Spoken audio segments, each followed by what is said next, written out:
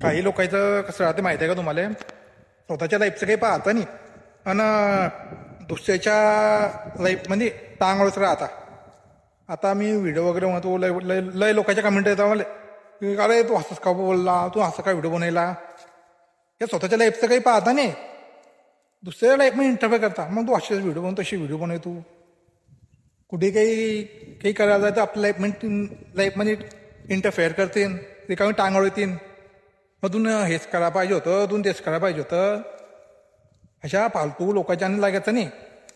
हां, आपलं जे काम आहे ते करत राहायचं, मेहनत करत राहायची आपल्या चुपचाप शांततेमध्ये. ह्या फालतू लोकांची बोलायचं मी जास्त की तो असा बोलला असा बोलला.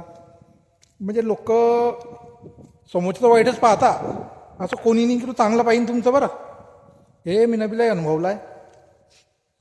कमी वयामध्ये जास्त म्हणजे अनुभवलाय मी ना. म्हणजे मी काय म्हणतो तुम्हाला, लोक लय बोलते मग तू व्हिडिओ का असा का बनवला, तसा का बनवला, मधून हे काम करायला पाहिजे होतं, तुला ते येत नाही, हे येत नाही.